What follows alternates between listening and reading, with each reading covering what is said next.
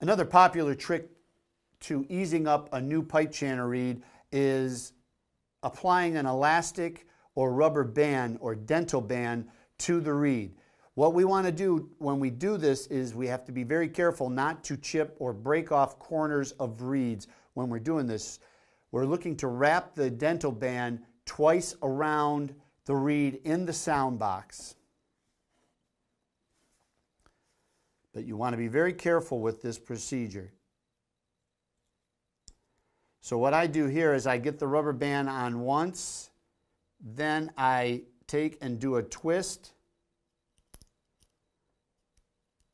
and then we come back and we position the rubber band in the sound box. And that actually acts as somewhat of a pinch to the reed, sharpening up the top hand, but also making the reed easier to play. Some people recommend after the reed breaks in to remove the rubber band or elastic. Others say to leave it on for the life of the reed.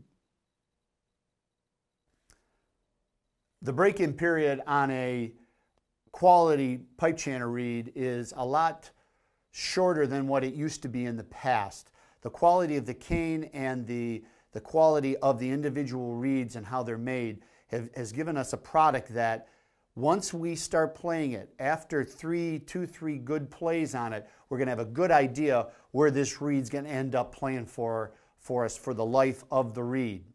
After 2 or 3 days, if you're not liking where this reed is going, it's time probably to move to another reed and see if you can't break something in with a little better sound and projection. But it's not like it was in the old days where you broke a reed in for 2-3 weeks before you knew you had a good product or not. A lot of these reeds will show you who they are within the next 2-3 times you play that actual product. Another option for easing up a reed is to sand or to scrape. There are 2 theories on which one's better. Some of the traditional reed makers tend to want to scrape reeds, and some people find that sanding is an easier method for the novice if they want to ease up a reed. I caution anyone ever to take a knife or sandpaper to a new pipe chanter reed. If a reed's too hard, my suggestion would be to find a reed that's not too hard rather than altering one that has some quality cane to it.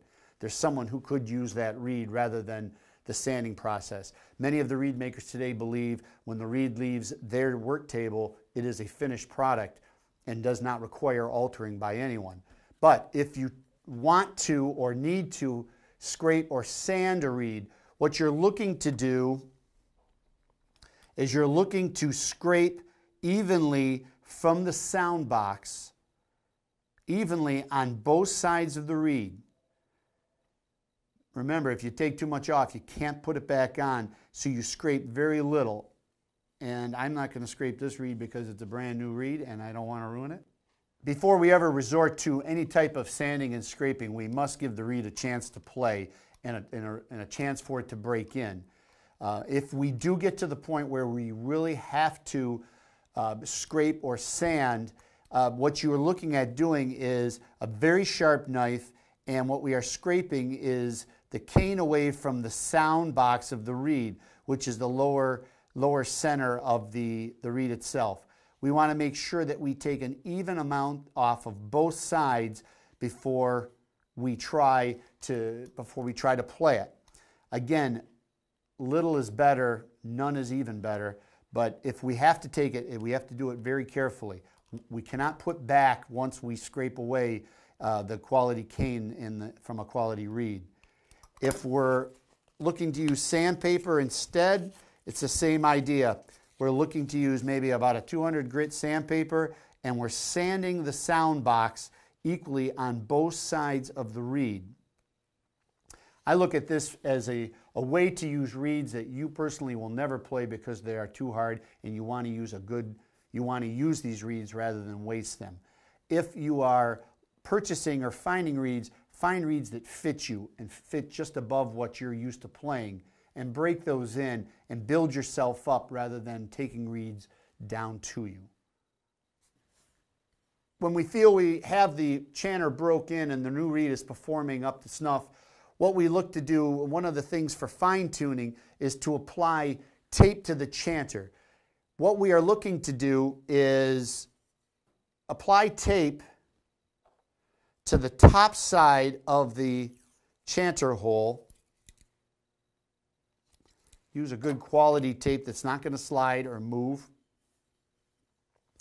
What we're looking to do is start off by applying the tape to the top side of the hole to flatten the sound.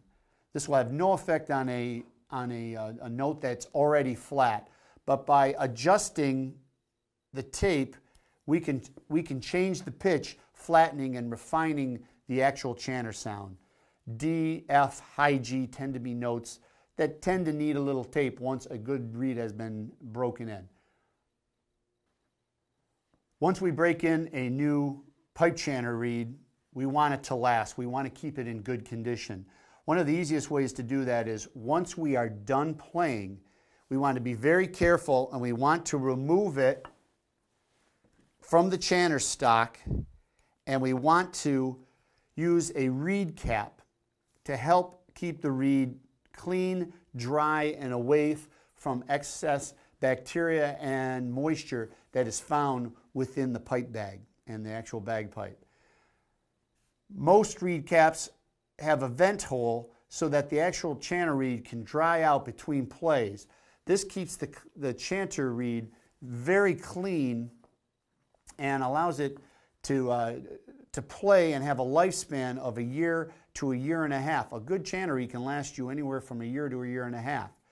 If we're playing a very easy chanter reed, the lifespan of that product will not be as long. But once we get up to a good medium strength pipe chanter reed, you can expect a good 8 months to a year and a half out of that chanter reed if it's taken care of. By capping it, we want to be careful not to ever have a problem in chipping or cracking the reed. Any pipe chanter reed that has a chip corner or a crack in it may still play for you, but it's lost its potential for sound and projection, and it will also, you will find it also will take a lot more air to play it. So once you detect the fact that you have a cracked or chipped reed, you should be looking immediately to replace that reed. Also, any reed that has been left in a bag to pick up dirt, debris, and mold, or too much oil from the hands becomes contaminated, and the cane surface, the pores in the cane will actually clog and will actually stifle or mute that reed. It may sound fine for you, but you won't realize that you're actually using more energy to make that reed sound. When a reed gets to a point where it is dirty and moldy, that reed should be replaced immediately, and we should be playing reeds with good, clean cane on them, allowing the chanter to have its best possible sound. By taking care of your reeds, a good pipe chanter reed can last you up to a year, but we should always be looking at breaking in the next reed. We should have reeds in our box that we can go to if we accidentally chip a corner or drop it on the floor and we bust the reed. So it's a process that we should be on top of, and when we start it, play the reeds, try not to alter them. The reeds are a finished product, and again, you'll end up with a good quality sound that will be unaltering and something to be very proud of.